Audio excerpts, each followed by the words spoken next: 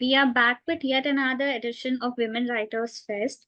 And today we have the very lovely writer producer Kanika Dhillon. So, for the longest time, Indian movies had one dimensional narratives primarily laced with male centric lens. However, a new breed of writers are challenging this very notion. One such writer is Kanika Dhillon, who has created a niche for herself with fearless women narratives. Her notable works include movies like Kedarnath, Judgementall Hai Kya, and Haseen Dillruba, among others. Kanika's female characters are not submissive. They are confused, they are messy, strong willed, basically rooted in reality. And that is why we also connect and relate to most of them. So, Kanika, a very warm welcome to, and we are so glad to have this conversation. I want to talk to you about your writing journey, your screenwriting journey, and much more. First of all, take me back to your earliest memory. What drew you to the world of storytelling, to screenwriting, and what was that one particular moment or experience that solidified your desire to pursue this career? I've spoken about it many a times before also that, when we were growing up in a household before toys, books were introduced because my mother was a professor of English literature. And stories and narratives are always a part of growing up. And since I can remember, conscious, subconscious mind, I've always wanted to read, write, or tell stories. So there was no particular one point or turning point where I suddenly had this eureka moment and now I'm going to be a writer. I think it was a way of life. Stories were a way of life. Writers were a way of life. Storytelling and narratives are always all around, and we've grown up with all of that. So it was just a natural culmination of my immediate surrounding, I think, that brings me so close to or makes me so passionate about storytelling. Okay, how lovely. So, I found out about you through this book, Bombay Duck is a Fish. I was a student. I was studying in Xavier's at that point of time. A friend lent me the book and I finished it in one go. I was so shocked and surprised, and I did not know how to comprehend by the end of it because I did not see it coming. And I don't want to give any spoilers but a it was probably that very thrilling experience. So apart from the surprise and shock element, how would you describe what can be that essential what are those essential elements that are needed for a successful thriller, be it in movies, be it in books? Surprise and shock for me is the second layer of it, but the first layer of it is pure engagement. That you have to be with the characters. You have to care enough for the characters to be surprised and shocked about incidents in their lives. If you don't care about something, or if you're not caring about the character, however surprised they may be or however shocked they may be, you don't give a damn. So it all in stories, for me, it all begins and ends with the characters. Do we love them? Do we hate them? Are we invested in them? And that's the beginning point, really. Even in the case of thrillers, well-told thrillers, we are definitely with the character on their journey. And when the character is getting affected, we are getting affected. We care about the characters' wins. We care about the characters' losses. We cheer for them. We weep for them. And I think that makes for a beautiful emotional engagement. And hence, that makes for a fulfilling experience in any genre, more so a thriller. Yeah, and following up on that very element, your movies also have these certain motives. For example, in Manmarziyaan, it was Tapsi's red fiery hair, and it went on to describe that she has this anger, she has this stubbornness, and in Haseen Dillruba also there was the water, the house built on the shores of Ganges. In Fir Haseen Dillruba, it was again water, but it was rain. It was the umbrellas of red and blue color umbrellas. फिर वो जो cross में जब चलते हैं तो cross होते हैं. These certain observations, they also form a part of symbolism. So following up on engagement, on emotional engagement, how do you describe the symbolism and how does it comprehend the character and the plot for your movies? See, be it, if you see my body of work, be it Kedarnath, which was based in a temple town, then Haseen Dillruba, which was a fictitious town we created up north, be it Phirai Haseen Dillruba, Agra. The city is actually a character. As Yeah. the story unfolds, the city's character also unfolds. So the cityscape, this cinematic symbolism is very important for me to root my characters, where they come from, what are they surrounded by, what is happening around them. And sometimes a character is influenced by the city or the cityscape around, and sometimes the cityscape is reflecting what the character's feeling. So I love that sort of an interaction, subliminally or at this, or more obviously. And I think that also comes from a fact that I'm an author, and I love the subtext of certain things. Many a times, as a screenplay writer, because your work is interpreted by many other people also, these subtexts are lost. But as an author, you kind of tend to write it in, and the audiences are directly reading it. But many a times they do come through also. So not all come through, but many do come through, and then they are remembered as these symbolism and cinematic moments. But I love writing them in, because I think perhaps because of my training as an author. And for me, subtext for me as an author, as a writer, as a screenplay writer is very important, because that constantly makes me know my character better, and build on my character better. So now that you're producing movies, does this creative resolution, does it sometimes turn into a conflict? Does the writer versus producer conflict come up as a challenge, or do you like take it head on and maybe change the entire narrative? The reason why I became a producer, Ragini, is because when somebody has to take a call about a creative piece of work that I've written and I want to create, Hmm. then who best than me to decide that, okay, let's cut this and let's add that. So, of course, there are times when I have to take those calls, and they say, kill your darlings and all of that. So it's better that I kill my own darlings myself rather than somebody else coming and, because it ultimately it's a business, and it all also boils down to numbers, right? So I'm fortunate that I get to take those calls for my piece of work, that okay, if we need to cut down the numbers here and alter the creative vision, then it has to be in somewhat supported here or highlighted here, so that the entire piece to land together. So one of the main reasons I turned producer is that I could take those calls as well. And I don't think it is any conflict. In fact, it reinforces the storytelling, and the loss in translation, and the production cuts and budget cuts kind of least affect the creative piece. Okay, okay. Lovely. So, I want to talk about your women now. I want to talk about your female characters. They're firebrand. They have an agency, and I was in conversation with Sneha Desai of Lapata Ladies, and she said that the thing why we watch certain female characters is because at the back end we have women artists, we have women cinematographers, we have a lot of representation that is going on behind the camera as well, and that is why it is reflecting on our screens.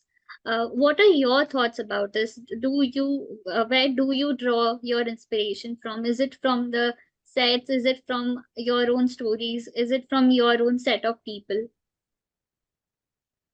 You know, my female characters are heavily drawn from who I am, who I meet, the people around me, the people I like, the people I hate, the people I admire. So Hmm. there is definitely a very strong umbilical cord that connects me to my female and male characters. And I would like to not be gender specific here, because as a writer, when I write any character, be it a male lead, a female lead, an important character in the universe of that story, it's originating from me. And I feel that a lot of times when I'm writing a story, my state of mind when I started writing about this particular character, be it male, female, um, was I, is this character that somebody I admire, or is this character somebody I hate, or is this character somebody that I want to be? So there has to be, for me, a very emotional connection, an emotional cord between me and my key character. And perhaps that's why I feel that, my characters in general have resonated very beautifully with the audience. I'm very humbled. Be it, starting from Manmarziyaan, be it Rumi, Vicky, Robbie, Kedarnath, Muku Mansoor, Judgementall Hai Kya, Bobby, Rajkumar Rao's character, Rishu Rani, Abhimanyu, Haseen Dillruba, Haseen Dillruba world. So the reason is that they come from a place of, they're very rooted within me also. And there is a relationship, there's an ongoing relationship. And I draw very heavily from my own experiences and how I interact with the world around me, which then become, little figments of, inspiration for my characters going forward. Right, right. So emotional connection is something that you strongly rely on. That is what you want to say. That is how you Yes, draw your characters. Okay. absolutely. And Okay. also, like I said, that how I interact, even in my immediate surrounding, you come across so many people. And again, when you come across people, what happens? There is a connection that is made. And then what happens? How do you engage with that person basis on what do you feel about that person? Do you feel comfortable? Do you feel uncomfortable? Do you like? Do you hate? Do you admire? Do you despise? So there's always some sort of a feeling attached to that. So that's what I'm trying to come to, that there's a chord and there's a feeling, and the way I interact with people around me, that also becomes a part of, how I interact with my character, because my characters sometimes are is also, coming from, like I said, a character that I like or I hate. So it's a very interlinked, intertwined sort of a universe within a universe. Mm, And when you sit to dissect it, it's actually, a lot of links, emotional, social, physical proximity, a lot of things put together that kind of create a writer's universe in their head. So to sum it up, I would say there's definitely an emotional cord that I draw from within me, outside of me, in my immediate surrounding to build on my characters. yeah. And I believe that your mind is always at work because you're so observant about this all things also. So now I want to come to your journey in Bollywood. I want to so right now we are going through a very I think a very transitional phase in the industry, and with the Justice Hema Committee report coming up, how do you look at it? Do you see this will lead to a significant change, or maybe this might be a mere temporary measure? What are your thoughts on this? I don't want to give it a definition of, oh, is it just a measure or how far it will go. I just think it's a great Mm, start that a report like that has come out, that it has make people sit up and another spotlight is back on this issue. You are asking me this question. The media is talking about it. So clearly, the spotlight is on certain very crucial issues around women's safety and making the work environment more conducive for women. And that is a great start. That is an important conversation. And how far will it go? No one can tell. But definitely conversations like this, reports like this, spotlight on issues like this has to continue for, change to happen eventually. mm, mm. Yeah. So it's just not restricted to the Justice Hema report. Last year, Screenwriters Association also, they challenged certain notions. They also spoke about the remuneration gap. They also spoke about the credit gap. How do you look at it? How do you, how long will it take for a writer to get his credit due? What do you think? How long will this measures come up? See, again, I've always been very vocal about, writers getting the due credit, or, writers, remuneration, all of that.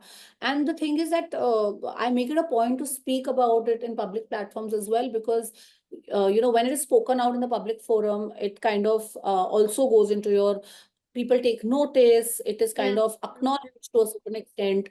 So I feel that we still, it's a good space already that we're in. SWA is doing some stellar work. They are setting up certain guidelines to help out new writers. And there is a lot more awareness. And I think we're headed in the right direction. As people are also realizing now that content and storytelling is at the center of everything, and that is driving this entire industry, I think automatically more resources and, I'd say the onus and responsibility is coming to content creators and writers.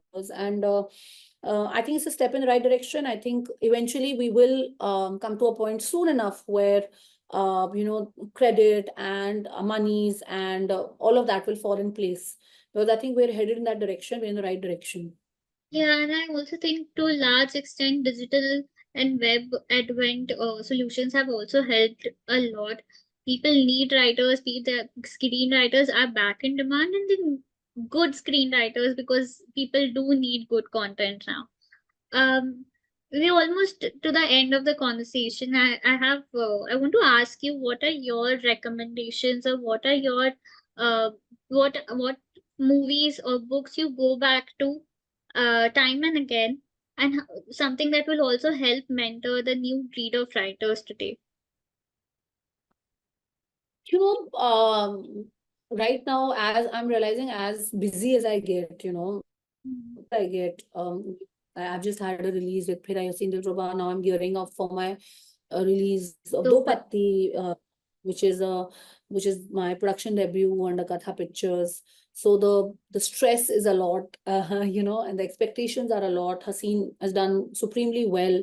So, amongst all that chaos, I kind of, when there is too much pressure, too much deadline, and you're generally like, there are a lot of expectation around, I go back to the basics. I go back to the basic storytelling that gives me comfort. And there was a book that I used to read a lot as while I was growing up, and it was called Little Women.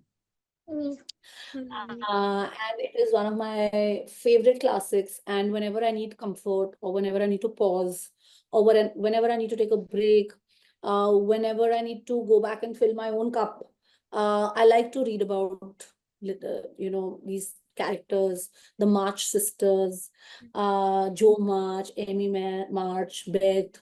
It's just Lawrence. These are characters that feel like home. So I go back to the classics that I grew up reading. And currently, this particular novel is my favorite. Uh, this is my last question to you. Do you ever think about legacy? Do you ever think about that this is something I want to be remembered for? And are you on your way to building that? I don't know. I'm not really like given it a thought of, I have to do this and this work because I'm building a legacy.